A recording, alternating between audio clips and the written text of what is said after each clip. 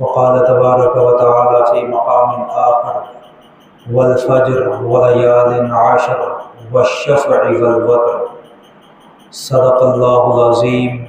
وقال رسول الله صلى الله عليه وآله وأصحابه وبارك وسلم: من وجد منكم سعة أن يضحي فلم يضحي فلا يقربن مصلانا.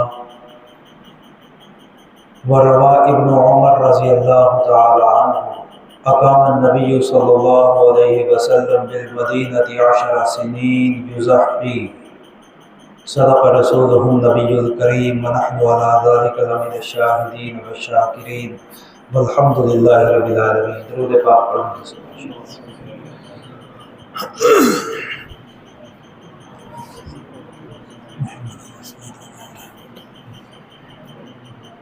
نہایت ہی واجب الاحترام بزرگان دین اور نوجوان ساتھیوں،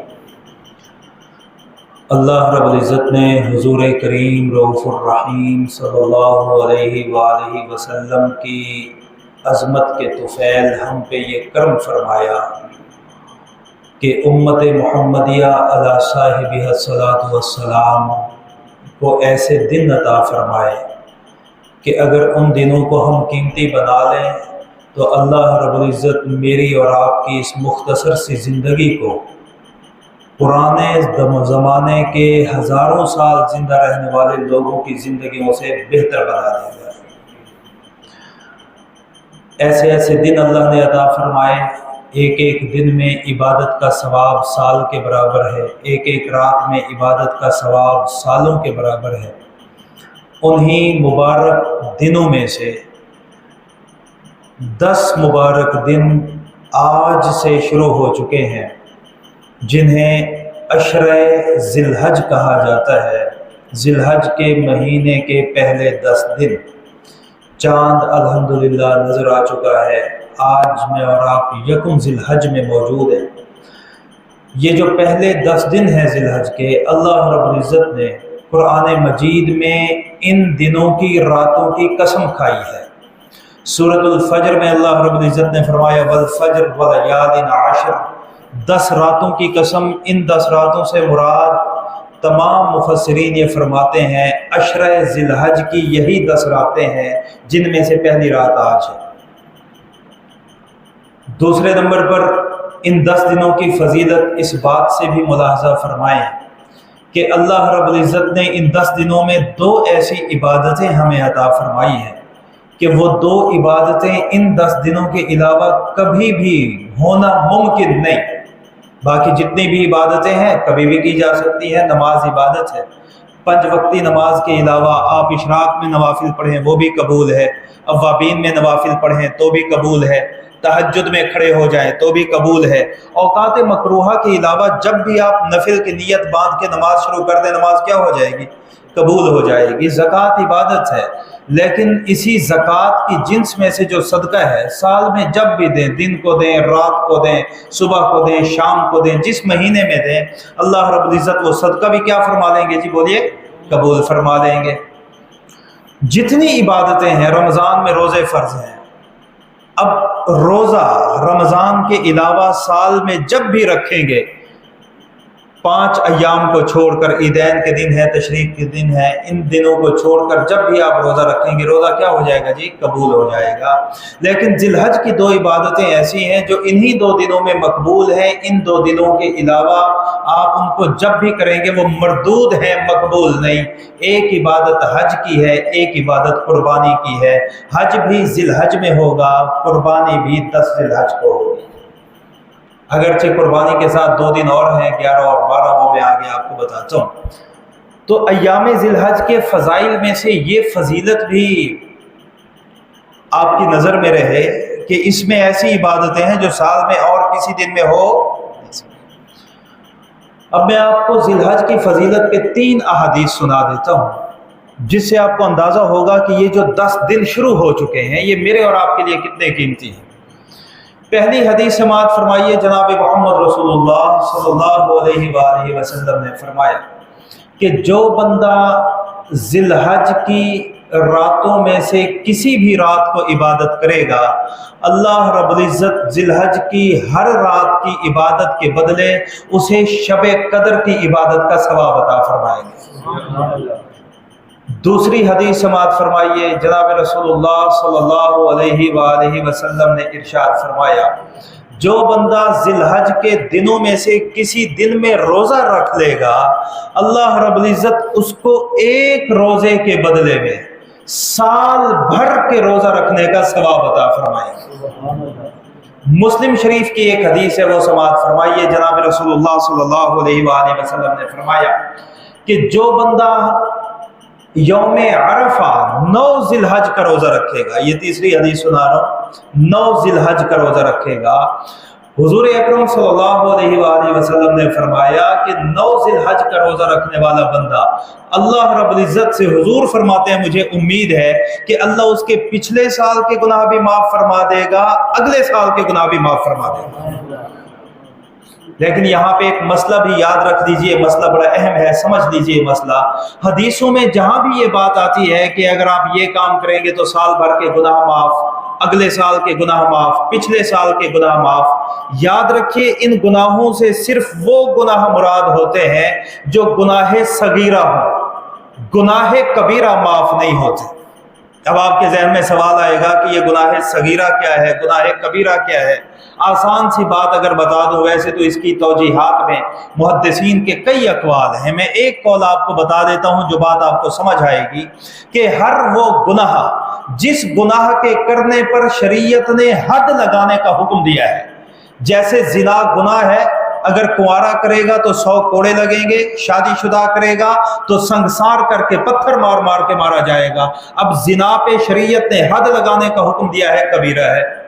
شراب حد لگانے کا حکم ہے، کبیرہ ہے۔ چوری حد لگانے کا حکم ہے، کبیرہ ہے۔ تہمت حد قذف ہے، حد لگانے کا بیان ہے، کبیرہ ہے۔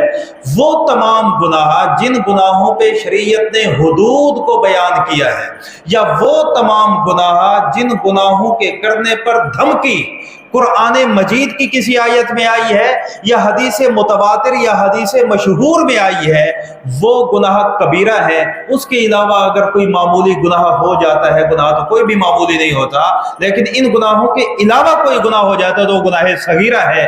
یہ صغیرہ گناہ پچھلے سال کے بھی اور اگلے سال کے بھی اللہ رب العزت اس بندے کے معاف فرما دے گا جو 9 ذی الحج کا روزہ رکھے گا۔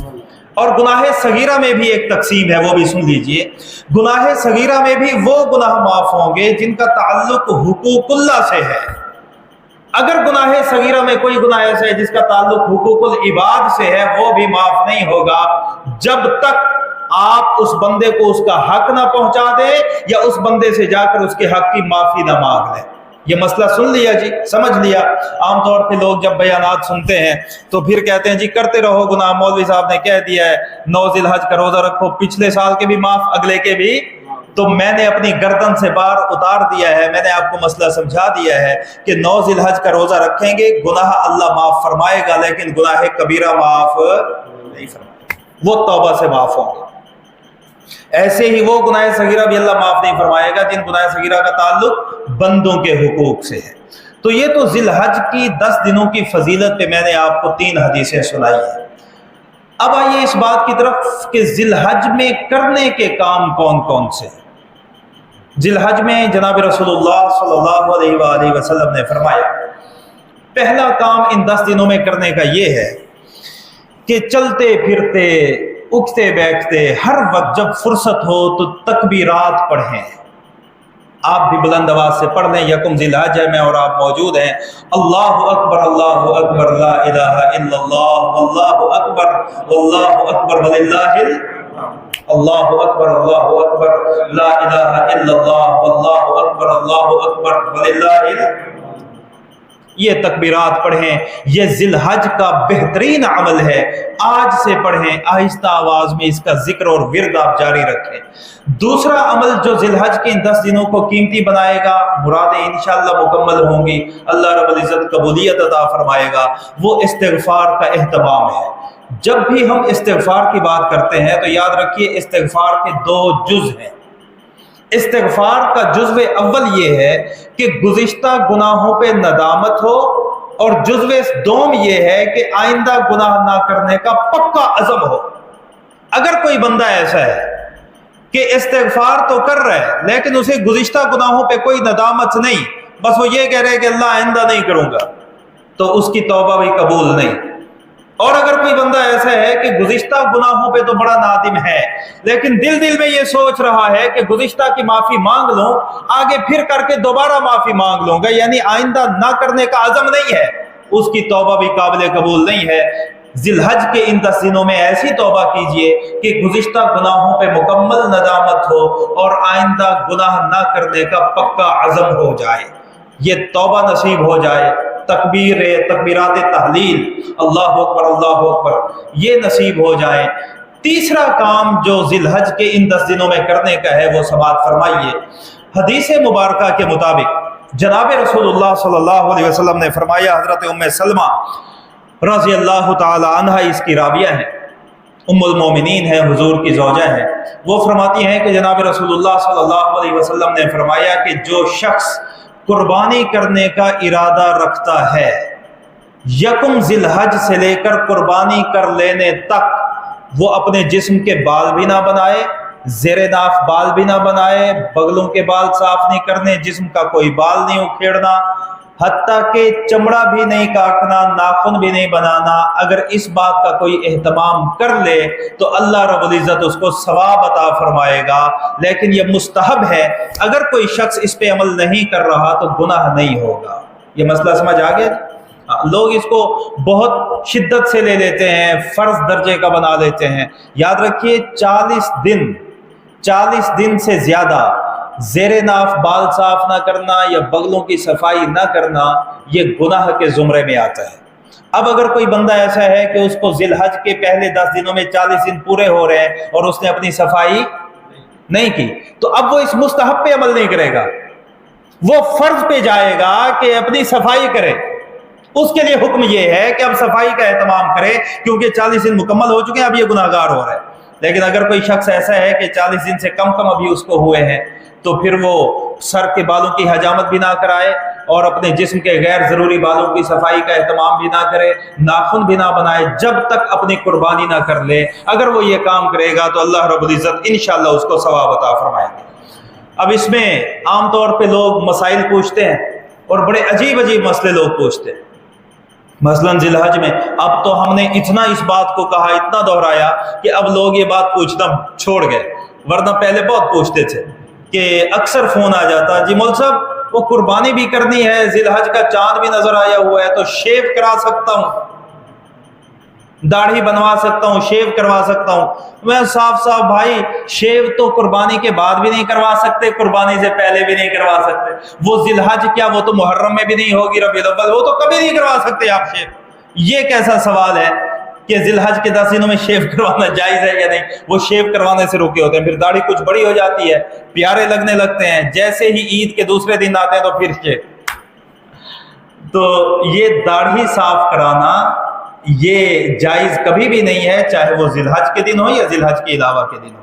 मसाइल पूछने में ऐसे ही होता है। और एक लतीफ़ा मैं अक्सर सुनाता हूँ तमाम दोस्तों को कि तुर्कियों ने एक सीरीज़ निकाली, तुर्की जो फिल्मी सीरीज़ नहीं होती, सल्तनत उस्मानिया के बानी और उनके जो वालिद थे उनके नाम पे उन्होंने कोई सीरीज़ बनाई। तो उस वक्त दारुल इफ्ताओं में बड़ा रश लग गया। वक्त के वज़ीर आज़म ने भी कह दिया था कि ये आप देखें। याद है ना आपको, क्या नाम था उस सीरीज का? अर्तुगरुल। अर्तगल कहते हैं, गईन जो है तुर्किश में बोला नहीं जाता। अर्तुगरुल सीरीज सी। तो मेरे पास भी एक हमारे मस्जिद तकवा में साथी आ गए, तो मुझे आके, अब दूसरे साथी भी उसमें मौजूद थे, मुझे कहते हैं हजरत जी, मैं जी कहते जी आपने तुर्की सीरीज देखी है? मैंने कहा भाई कौन सी?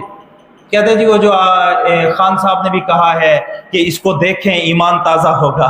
तो मैंने कहा मैंने देखी तो नहीं है, अलबत्ता उसके क्लिप्स जो मोबाइल पे आते हैं वो देखे हुए हैं। तो कहते जी ये जायज़ है देखना या नाजायज़ है? मैंने कहा किसके लिए? कहते जी मैं देख सकता हूँ। मैंने कहा एक सवाल मैं आपसे पूछता हूँ, मस्जिद में हो, इसका जवाब दुरुस्त दोगे? कहते जी पूछें। मैंने कहा मुझे ये बताओ कि आज से पहले अभी से पहले तुमने कभी कोई फिल्म, कोई मोबाइल पे कोई ऐसी चीज, फिल्म, सीरीज, सीरियल देखा है या नहीं? घबरा गया, उसे अंदाजा नहीं था कि यह सवाल आएगा सामने। कहते जी नहीं, वो तो देखते हैं। मैंने कहा तो उनके देखने से पहले कभी पूछा है आके? उनको देखने से पहले आके कभी नहीं पूछा, तो इसको देखने से पहले पूछने का क्या मतलब है? तो साफ साफ बात यह है कि जो बेहुदा चीजें देखता है वो देख ले, जो नहीं देखता वो ना देखे। तो इस तरह के मसाइल पूछना, जी जिलहज के 10 दिनों में दाढ़ी बनवाना जायज है या जायज नहीं है, भाई जिलहज क्या, साल के किसी दिन भी एक बालिश्त से कम दाढ़ी कटवाना जायज नहीं है।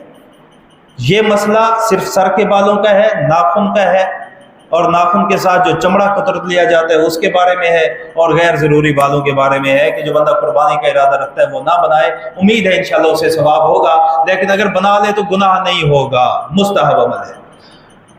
अगला अमल जिलहज का वो समाअत फरमा लीजिए, वो है कुर्बानी का अमल। कौन सा अमल है जी? पहली बात तो ये है कि कुर्बानी किस पे वाजिब है। याद रखिए, कुर्बानी मुसलमान पे वाजिब है, काफिर पे वाजिब नहीं। दूसरे नंबर पर मुकीम पे वाजिब है, मुसाफिर पे वाजिब नहीं। तीसरे नंबर पर बालिग पे वाजिब है, नाबालिग पे वाजिब। चौथे नंबर पर अक्लमंद पे वाजिब है, अगर कोई पागल या मजनून है उस पे भी कुर्बानी वाजिब है। और पांचवें नंबर पर साहिबे निसाब पे वाजिब है, जो साहिबे निसाब नहीं उस पे भी कुर्बानी वाजिब नहीं। ये मसला क्लियर हो गया जी। अब सवाल ये पैदा होता है कि साहिबे निसाब कौन है। याद रखिए, निसाब की जब बात आती है तो 4 चीजें हैं निसाब में दाखिल, ये सुन लीजिए। नंबर 1 सोना हो 7.5 तोले, नंबर 2 चांदी हो 52.5 तोले, या माले तिजारत हो या नकद करेंसी हो। अब सवाल यह है कि एक बंदा है, उसके पास सोना तो नहीं है, चांदी भी नहीं है, उसके पास करेंसी है या माले तिजारत है, तो वो किसके बराबर हो, सोने के बराबर या चांदी के बराबर? तो जवाब ये है कि अगर सोने के अलावा चीजें हैं तो उनका निसाब का तयन चांदी की कीमत से किया जाएगा, क्योंकि चांदी की कीमत से निसाब को मुतय्यन करने में गरीबों का फायदा ज्यादा है। अगर सोने को निसाब बना के हम तयन करेंगे तो फिर तो बहुत सारा तबका ऐसा होगा जिसके पास 7.5 तोले सोने की कीमत तो आजकल 15 लाख रुपए बनती है, तो जिसके पास अब 15 लाख रुपए भी हो तो उस पर भी ज़कात देना लाजिम नहीं, तो बहुत गरीबों का नुकसान हो जाएगा। तो निसाब किससे तयन किया जाएगा जी? चांदी से। तो अगर किसी आदमी के पास सोने के अलावा ये चीजें हैं या सोने के साथ मिलाकर ये चीजें हैं, थोड़ी सी चांदी है, थोड़ा सा माले तिजारत है, थोड़ी सी करेंसी है, और इनको जमा कर लिया जाए तो ये 52.5 तोले चांदी की कीमत के बराबर बनती है या उससे ज्यादा बनती है, तो ऐसे बंदे पर ज़कात देना वाजिब और फर्ज है। ये बंदा साहिब निसाब कहलाता है। ये तो निसाब है ज़कात का। मसला समझ आया? अब इसमें एक चीज और है, वो है जरूरत से जायद सामान। जरूरत से जायद, ये सुन लीजिए, जरूरत से जायद सामान वैसे घरों में होना भी नहीं चाहिए। अभी मैं आपको बताता हूं, आप भी निकालेंगे अब जाके अपने घरों से। जरूरत से जायद सामान जरूरत से बड़ी जायद चीजें लाजिम कर देता है। 3 असर हैं जरूरत से जायद सामान के। कितने असर हैं जी? बोलिए कितने असर हैं? पहला असर जरूरत से जायद सामान का यह है कि अगर आपके पास जरूरत से जायद सामान मौजूद है तो वो अगरचे आप साहिब निसाब नहीं भी हैं, फिर भी जरूरत से जायद सामान आपको ज़कात का मुस्तहक बनने से रोक देगा। आपके लिए ज़कात लेना जायज नहीं। पहला असर यह है कि अगर किसी के पास निसाब नहीं है लेकिन जरूरत से जायद सामान है तो वो ज़कात तो नहीं देगा, लेकिन ज़कात लेगा भी। क्यों? क्योंकि जरूरत से जायद सामान इसके पास इतना है जो 52.5 तोला चांदी की कीमत या उससे ज्यादा का। दूसरा असर जरूरत से जायद सामान का सुन लीजिए, वो ये है कि जिस बंदे के पास निसाब तो ना हो ज़कात वाला, लेकिन जरूरत से जायद सामान 52.5 तोला चांदी की कीमत या उससे के बराबर या उसके ज्यादा हो, 52.5 तोला चांदी से ज्यादा या उसके बराबर जरूरत से ज्यादा सामान हो, तो ऐसे बंदे पर सदका फित्र देना वाजिब हो जाता है, जिसे हम फितराना कहते हैं आम जबान। अपना भी देगा, अपने मातहत और जेर कफालत बच्चों का भी देगा। ये 2 असर हो गए। तीसरा असर जरूरत से जायद सामान का यह है कि अगर किसी आदमी के पास ज़कात वाला निसाब नहीं भी है, लेकिन जरूरत से जायद सामान उसके पास इतना है जिसकी मालियत 52.5 तोला चांदी की कीमत के बराबर या उससे ज्यादा की बनती है, तो इस पर कुर्बानी करना भी वाजिब हो जाएगा। ये जरूरत से जायद सामान के 3 असरात हैं। अब सवाल यह है कि जरूरत से जायद सामान कौन सा है? जरूरत से जायद सामान कौन सा है जिसके ये 3 असर होंगे कि कुर्बानी को वाजिब कर देगा, सदका फित्र को वाजिब कर देगा और ज़कात लेने की अहलियत से खारिज कर देगा? ये जरूरत से जायद सामान है कौन सा? तो याद रखिए, हर वो सामान जो साल भर इस्तेमाल नहीं हुआ, घर में है लेकिन साल भर इस्तेमाल है, वो जरूरत से जायद है। मसलन आजकल कपड़े होते हैं, बिस्तर हैं, बर्तन पड़े हुए हैं जी। मैंने एक जगह पे ये बात बयान की, मैंने कहा जी जरूरत से ज़ायद सामान वो है जो साल भर इस्तेमाल ना हो, तो उसकी कीमत लगाई जाएगी। अगर वो कीमत 52.5 तोला चांदी को पहुंचती है तो ज़कात अदा, और ज़कात लेने के आप अहल नहीं है। फितराना देना आप पे लाजिम है, कुर्बानी करना आप पे क्या है? वाजिब है।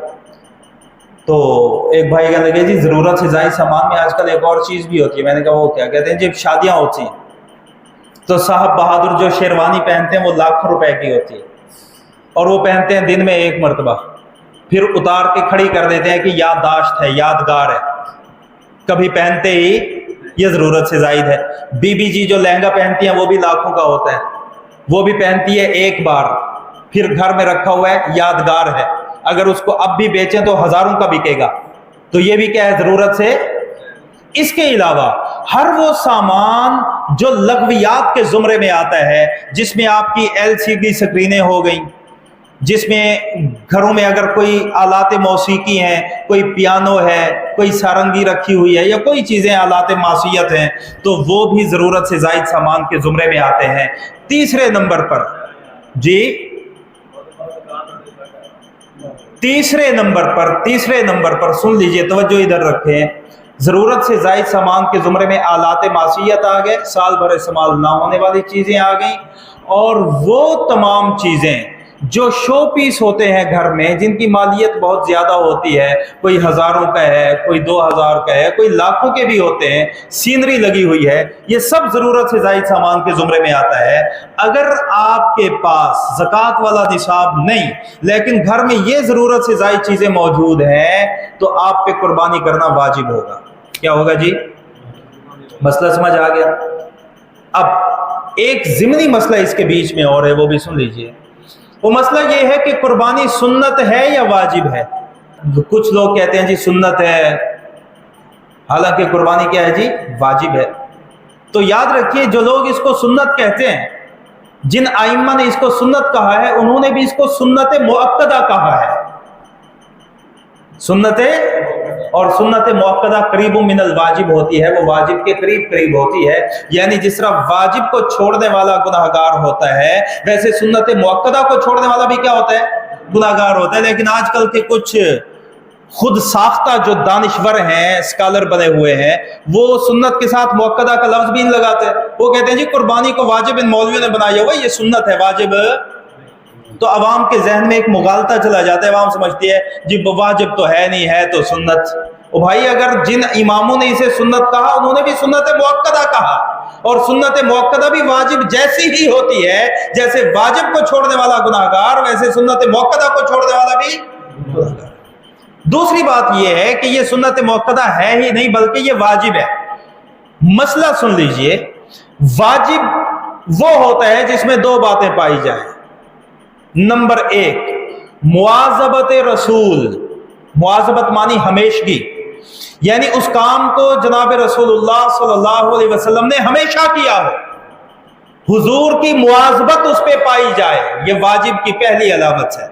और वाजिब की दूसरी अलामत ये है कि उस काम के छोड़ने पर हुजूर ने मना फरमाया कि जो बंदा ये काम नहीं करेगा उसकी ये सजा है।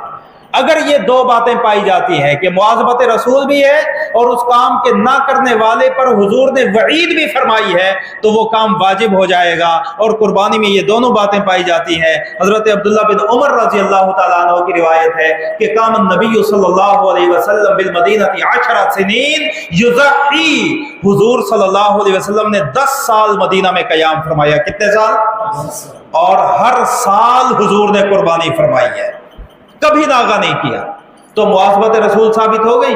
मुआज़बत रसूल का हमेशगी करना ये खुद वजूब की दलील है। और दूसरे नंबर पर हुजूर ने फरमाया मन वजद मिनकुम साअतन फलम युज़ही फला यक़रबन्न मुसल्लाना, जो बंदा तुम में से कुर्बानी करने की सलाहियत रखता है लेकिन फिर भी कुर्बानी नहीं करता, आका करीम सल्लल्लाहु अलैहि वसल्लम ने फरमाया उसे हमारी ईदगाह में नमाज पढ़ने के लिए आने की इजाजत नहीं। ये दोनों बात है, यानी कुर्बानी छोड़ने पर वईद भी फरमाई और खुद कुर्बानी पर हमेशगी भी फरमाई।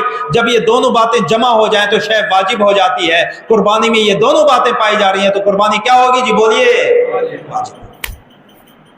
अब जब ये मालूम हो गया कि कुर्बानी वाजिब है, कुर्बानी क्या है जी? तो वही बंदा करेगा ना कि जिस पे वाजिब है। जब वाजिब है, जब हमने कहा कि कुर्बानी क्या है, बोलिए वाजिब है, तो आखिरी मसला बता रहा हूं, इसके बाद एक और मसला है। जब हमने कहा कुर्बानी वाजिब है तो करेगा भी वही जिस पे क्या है, बोलिए जिस पे वाजिब नहीं वो करेगा भी। तो हमारे यहां जो कल्चर पाया जाता है कि कुर्बानी का जानवर एक घर में ले लिया जाता है और पता ही नहीं होता कि ये किसकी कुर्बानी है, या अगर पता होता है तो बस नाम लगा दिया जाता है। घर में जो बुजुर्ग होते हैं, मसलन वालिद साहब हैं, कमाते भी नहीं, साहिब निसाब बनते भी नहीं है, तो कहते हैं जी अब्बा जी जिंदा हैं तो अब्बा जी के होते हुए किसकी होगी? अब्बा जी की कुर्बानी है। भाई पहले ये तो देखो कि बनती किस पे है। अब्बा जी पे बनती है, आप पे, अब खुद पे बनती है, या आप पे भी नहीं बनती, आपकी तनख्वाह खर्चे में चली जाती है, क्या पता आपकी अहलिया पे बनती हो। वो जेवर जो घर से लाई थी और वो जेवर जो आपने दिया था और वो माहाना खर्चा जो आपसे हर महीने लेती है, रखती है, संभालती है, छुपाती है, साहिब निसाब बनी हुई है, उस खातून खाना पे वाजिब हो। तो जिस पे वाजिब है कुर्बानी उसी की तरफ से की जाए। बात समझ आ रही है? और एक घर में अगर मियाँ पे भी कुर्बानी वाजिब बनती है निसाब के मुताबिक, बीवी पे भी बनती है, किसी और पे भी बनती है, जितने बंदों पे ये वाजिब बनती है हर बंदा अपनी कुर्बानी करेगा, हर बंदा अपनी कुर्बानी करेगा। ये बात मैं इसलिए ताकीद से आपको बता रहा हूं कि ये मुगालता फैलाया जाता है कि जनाबे वाला एक घराने की तरफ से एक कुर्बानी कर देना काफी है। ये बातें आपने भी सुनी होंगी, कहते हैं जी चूल्हा एक हो ना तो कुर्बानी एक कर दे काफी है, सबकी हो जाएगी। ना, ऐसी बात नहीं है। वो एक हदीस भी बयान करते हैं, हदीस मुबारका में है कि हजरत अबू अय्यूब अंसारी फरमाते हैं, तिरमिज़ी शरीफ की हदीस है कि हम हुजूर अकरम सल्लल्लाहु अलैहि वसल्लम के ज़माने में एक आदमी कुर्बानी करता था अन नफ्सिही व अन अहली बैतिही, अपनी तरफ से भी और अपने घर वालों की तरफ से भी एक बकरी की कुर्बानी करता था। वो कहते हैं जी जब सहाबा एक बकरी की कुर्बानी अपनी और अपने घर वालों की तरफ से करते थे तो हम क्यों नहीं कर सकते? भाई इसका मतलब ये नहीं है कि वो अपनी तरफ से भी कुर्बानी करता था और अपने घर वालों की तरफ से भी करता था। इसका मतलब ये है कि वो जो कुर्बानी करता था वो सवाब में अपने घर वालों को भी शरीक करता था। इसी तरह की एक और हदीस है, हुजूर सल्लल्लाहु अलैहि वसल्लम ने एक दुम्बा ज़िबा फरमाया। क्या ज़िबा फरमाया जी? एक दुम्बा हुजूर ने ज़िबा फरमाया और नबी अकरम सल्लल्लाहु अलैहि वसल्लम ने वो दुम्बा ज़िबा करके फरमाया हादा अम्मन लम युज़ही मिन उम्मती, ये दुम्बा मैं अपनी उम्मत के उन लोगों की तरफ से कुर्बान कर रहा हूं जो कुर्बानी करने की सलाहियत है। क्या मतलब है? क्या हुजूर ने फिर अपनी उम्मत की तरफ से कुर्बानी कर दी, अब कोई कुर्बान ना करे? मतलब ये है कि हुजूर ने फरमाया जो कुर्बानी नहीं कर सकते मेरी उम्मत के लोग, मैं उनको सवाब में क्या कर रहा हूं। जिस तरह उस हदीस में अन उम्मती से सवाब में शिरकत मुराद है, वैसे वो हदीसें जिनमें सहाबा फरमाते हैं कि हम एक जानवर कुर्बान करते थे अपनी तरफ से, अपने घर वालों की तरफ से, उसमें भी सवाब में शिरकत मुराद है, हर किसी की अलग अलग कुर्बानी मुराद नहीं है। समझ आ रही है बात? और दूसरी बात यह है कि हुजूर अकरम सल्लल्लाहु अलैहि वसल्लम के ज़माने में गुर्बत थी, इब्तदाई ज़माने में मालो दौलत नहीं था, घर के हर फर्द पे कुर्बानी वाजिब होती नहीं थी। साहबी फरमाते हैं कि हम एक कुर्बानी करते थे, सवाब में सबको क्या कर लेते थे, शामिल कर लेते थे। लेकिन जब हज्जतुल वदा आया, इलाके फतह हो गए, खैबर फतह हो गया, मालो दौलत आम हो गया, सहाबा साहिब निसाब हो गए, अज़वाज मुतहरात भी साहिब निसाब हो गई, तो हुजूर अकरम सल्लल्लाहु अलैहि वसल्लम ने अपने हदीसों में सुना, पढ़ा होगा, उलमा से सुना होगा, हुजूर ने अपनी तरफ से भी कुर्बानी अलग फरमाई और अपनी अज़वाज मुतहरात की तरफ से भी कुर्बानी अलग फरमाई। तो अगर एक चूल्हे पे, एक खानदान पे एक कुर्बानी काफी है, तो हुजूर ने अज़वाज मुतहरात की कुर्बानी अलग अलग क्यों फरमाई थी? ये बात मैं इसलिए बता रहा हूँ, अल्लाह ताला जज़ाए खैर दे भाई साजिद साहब को भी और कारी साजिद साहब को भी कि उन्होंने ये प्रोग्राम मैनेज किया है। ये मसले मैं आपको इसलिए बता रहा हूँ, मैं अपनी गर्दन से बार उतार रहा हूँ कि अल्लाह हमने मसले बता दिए थे, आगे ये अमल करें या ना करें इनका काम है। आजकल कुर्बानी की इबादत की बड़ी हौसला शिकनी की जा रही है। एक तो ये मैसेज चला दिए जाते हैं कि जी जानवर ज़िबा करने से बेहतर है बेवा की बच्ची की शादी करा दो, जानवर ज़िबा करने से बेहतर है कि गरीब के घर राशन पहुंचा दो। वो गरीब के घर राशन पहुंचाना और कुर्बानी करना, इनमें तजाद कहां पे है? अब दोनों काम कर ले, राशन भी पहुंचा दें, कुर्बानी भी कर ले। ये कोई नहीं कहता कि बच्चों के महंगे महंगे कपड़े जो आपने ईद उल फित्र पे लिए हैं वही ईद उल अजहा पे पहना दें। ईद उल अजहा पे दोबारा नए कपड़े लेने से बेहतर यह है कुर्बानी कर लो, ये कोई नहीं कहता। ईद उल अजहा की अलग से हजारों की शॉपिंग करने से बेहतर यह है 20,000 का हिस्सा रख लो, ये बात कोई नहीं कहता। ये हर कोई कहता है जी कुर्बानी से बेहतर है बेवा की बच्ची की शादी करा दो, कुर्बानी से बेहतर है फलाने के घर में राशन पहुंचा दो। ये कुर्बानी की इबादत की आहिस्ता आहिस्ता जो हौसला शिकनी की जा रही है, मेरा और आपकी जिम्मेदारी ये बनती है कि हम उतना ही बढ़ चढ़ के कुर्बानी की इबादत में शामिल हैं। इरादा करते हैं सबके, नहीं करते। अगली बात सुन लीजिए, तो मैंने आपको बताया कि कुर्बानी किस पे वाजिब है। इश्क व मोहब्बत की आपको एक बात बताता हूं, अगर कोई भाई ऐसा है हम में से जिस पे कुर्बानी वाजिब बनती तो नहीं मसले के मुताबिक, लेकिन अल्लाह की मोहब्बत में अल्लाह का कुर्ब लेने के लिए वो कुर्बानी थोड़ी सी कोशिश करके कर लेता है। ये थोड़ी सी कोशिश जानते हो? जानते हैं? हम सब करते हैं। क्या होती है थोड़ी सी कोशिश? अचानक कोई मसला आ जाए, अभी आपको पता चल जाए जी आपके ससुराल वाले आ रहे हैं आपके घर, 10-12 बंदे आ रहे हैं, तो अहलिया को खुश करने के लिए आदमी 15-20 हजार लगाता है कि नहीं लगाता? बोलते हैं नहीं आप, है जी, लगा देते हैं। कहां से मैनेज होते हैं कि अभी कर लेता हूं, फिर दोस्त से पकड़ के अगली सैलरी पे दे दूंगा या यहां से पकड़ के वहां कर लूंगा, तो तब तो मैनेज हो जाता है। तो अगर कोई बंदा, ये तो बीवी को खुश करने के लिए आपने किया ना, और भी हम अपने आप को खुश करने के लिए क्या कुछ नहीं करते।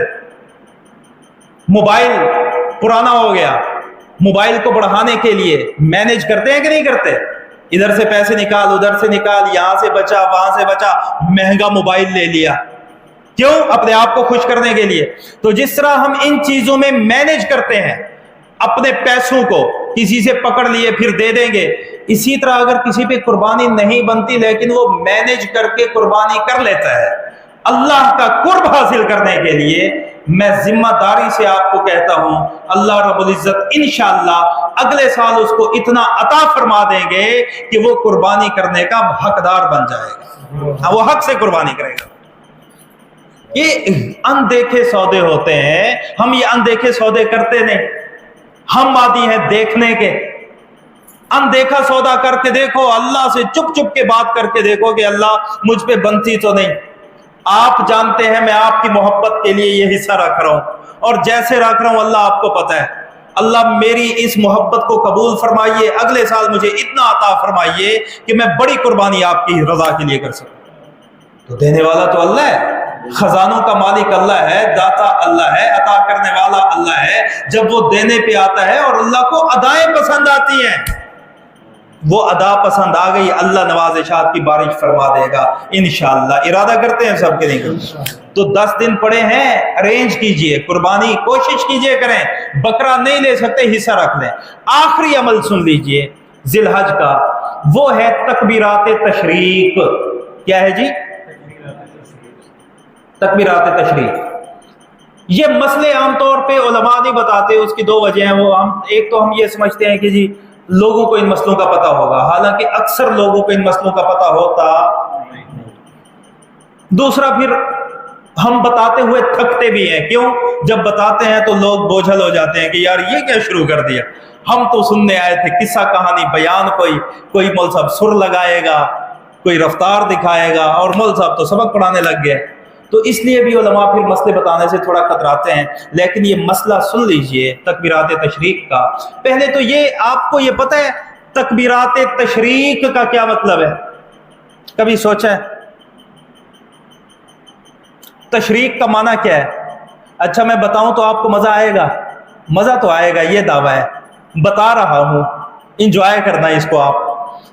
تشریق، شین، را اور قاف، یہ عربی میں جب مادہ آتا ہے شین، را اور کاف کا، تو اس کا معنی ہوتا ہے سورج، سورج کی روشنی، سورج کی چمک، سورج کی طرح چمکنا، سورج کا نکلنا، یہ شین، را، کاف کا مادہ ہے۔ جہاں سے سورج نکلتا ہے اسے آپ کیا کہتے ہیں؟ مشرق۔ کیا کہتے ہیں؟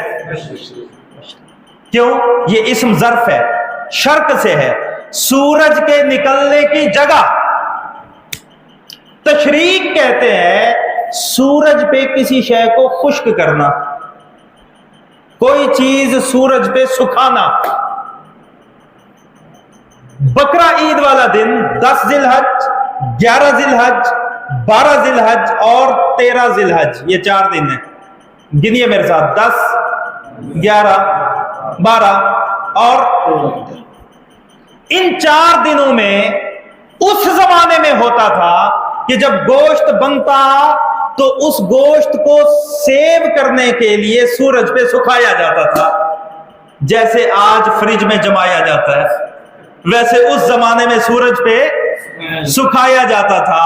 تو تشریق اللحم، گوشت کو خشک کرنا، سورج پہ سکھانا، ان دنوں کا نام پڑ گیا ایام تشریق۔ ان ایام تشریق میں حضور اکرم صلی اللہ علیہ وسلم نے فرمایا، ان ایام تشریق کے ساتھ 9 ذی الحج بھی شامل ہے۔ وہ ایام تشریق میں تو نہیں آتا لیکن اس میں شامل ہے۔ 5 دن ہے کل، 9 ذی الحج کی فجر سے لے کر 13 ذی الحج کی عصر سمیت، یہ 5 دن ہیں، 23 نمازیں بنتی ہیں۔